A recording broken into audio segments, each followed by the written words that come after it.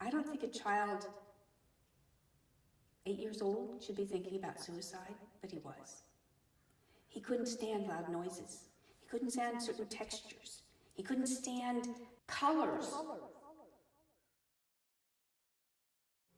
My name is Laura Myers Nelson, and I was born in California, graduated from Fresno State with a degree in civil engineering, and at my very first job, within 2 weeks, I met Trevor's father, Jim Nelson, and we were married 3 years later.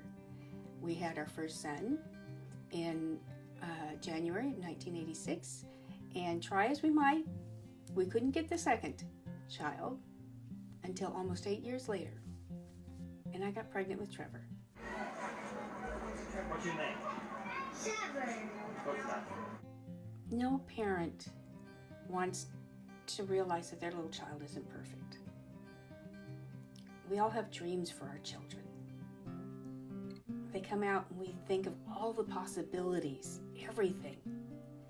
When he got into school, things really started to go bad, and things started to really be very, very noticeable.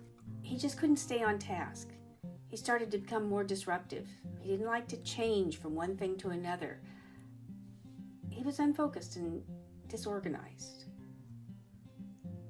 And I started to notice him not succeeding as well as the other kids. About that time, Trevor's older brother had just been diagnosed with inattentive ADD.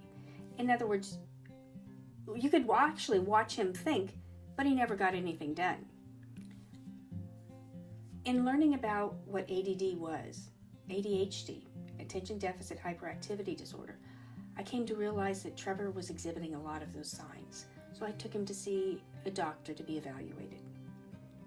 Sure enough, Trevor had ADHD with a few other things thrown in. And I felt that this was something I could work with. If I had a diagnosis of ADHD, I could work with it. I could work through it. You do X, Y, and Z if you want success. Well, let me think. We started with Ritalin, and he was able to sit still for a while. He couldn't even sit still to eat dinner. We actually would try to belt him into the chair at the table to keep him at the table for dinner, and it didn't work. But it started making him more and more neurotic. And he was playing soccer at the time, and he had a meltdown for half an hour, throwing a screaming hissy fit, as my Aunt Bonnie would say, because his shoes were not tied correctly. Half an hour. This was not going to work. So we tried another drug, Adderall. And it seemed to work okay, but he was getting more and more pale and gaunt and losing weight, and his skin was starting to turn gray. And then playing soccer, my poor baby was holding his chest. Here's one, Christmas '97. See how sturdy he is? He's a good-looking kid, and he's nice and sturdy. But by the time we get here, he's getting gaunt.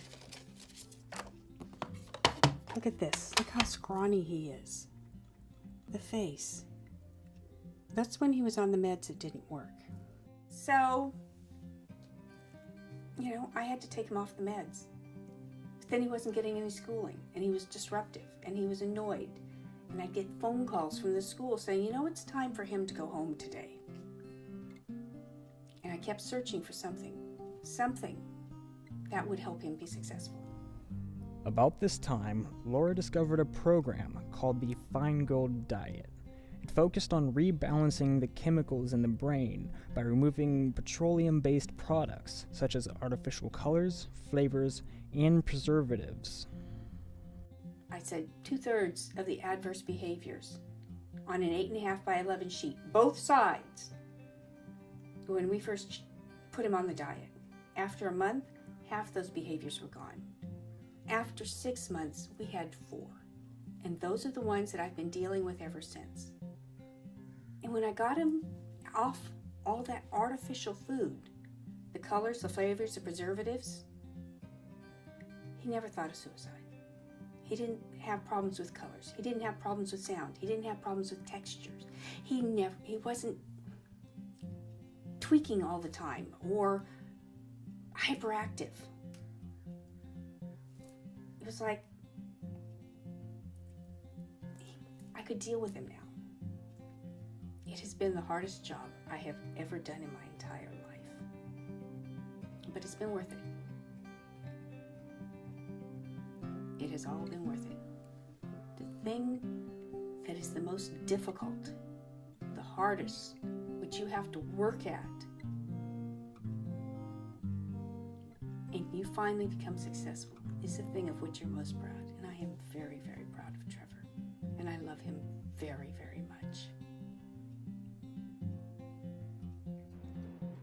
I would like to take this time at the end of the video to thank my mother, Laura Nelson, for never giving up on me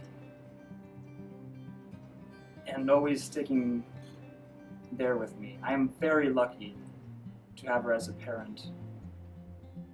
Mom, I love you. I always have, and I always will. Thank you very much.